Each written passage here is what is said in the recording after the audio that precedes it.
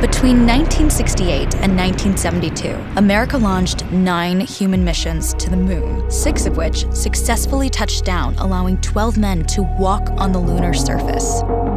NASA's next chapter of lunar exploration, called Artemis, has the task of not just going to the moon to create a long-term human presence on and around it, but also to prepare for ever more complex human missions to Mars.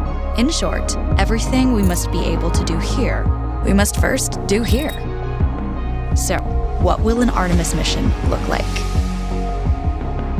Everything is designed and tested with our most important element in mind, the astronauts. This is their deep space, human-rated spacecraft called Orion, built in 3 parts. The crew module, where up to 4 astronauts will live and work throughout the flight. The service module, with life support systems for the crew and its own engine and fuel reserves. And a launch abort system, with engines capable of pulling the crew module to safety during launch should anything go wrong.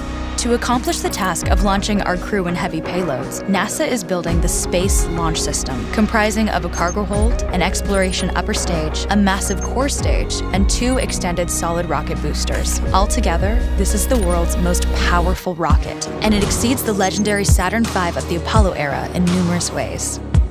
Sitting on the launch pad, the entire rocket, fully fueled, weighs just over 6 million pounds, 5.2 million of which is just the fuel.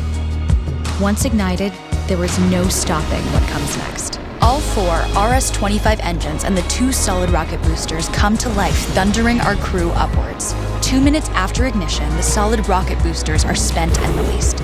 8 minutes after launch, the core stage is depleted and separated. The upper stage fires briefly, placing Orion into a parking orbit around the Earth. Here, the crew reconfigure the spacecraft and check systems to confirm everything is ready for deep space travel.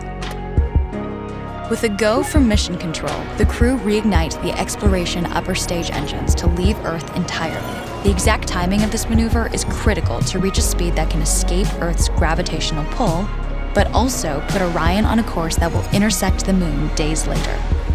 Once this burn is complete, the upper stage of the SLS is jettisoned and the crew aboard Orion coast for several days toward all that awaits them at the moon.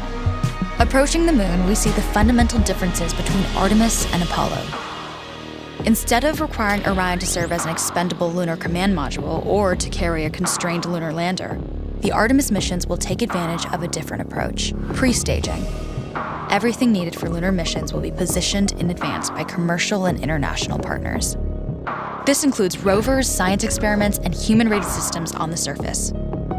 But it also includes a dedicated lunar station in orbit around the moon called Gateway. Here at this station, we can pre-stage a robust lunar lander and establish a strong communications relay. Designed with open standards, the Gateway can be expanded as new missions and partnerships develop, allowing multiple human missions on the moon at the same time and enabling ongoing science to be conducted even between human missions. The Gateway is also capable of adjusting its orbit to allow access to every part of the moon, something the Apollo missions could not do. But the real key in this approach is placing Gateway in a unique halo orbit to perfect the maneuvers needed for Mars missions. And with the growing list of commercial and international opportunities, Gateway is the ideal hub between Earth and all that lies beyond. Returning to our crew as they approach Gateway, the Orion must match the elliptical orbit of the station in order to successfully dock. Once on board, pre-selected crew members transfer to the lunar lander, while those assigned to Gateway remain on station. The lunar lander system itself is built for 3 unique steps: descending from the halo orbit of Gateway down to a low lunar orbit, descending from low lunar orbit to the surface, and once the lunar mission is complete, launching from the surface of the moon and ascending all the way back to the orbiting Gateway.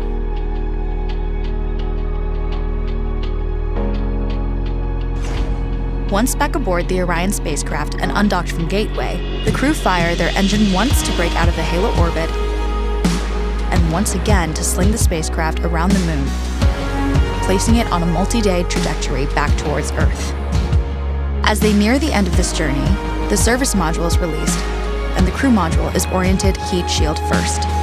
Entering Earth's atmosphere at 25,000 miles per hour, the friction of air slows Orion considerably, while also subjecting it to temperatures of 5,000 degrees. With the Orion now at just 300 miles per hour, a series of parachutes uniquely tested and produced for this moment deploy, decelerating the craft to just 20 miles per hour for splashdown. With each successful mission, Artemis ushers in the next wave of men and women to explore our moon and prove that together we are ready to go beyond.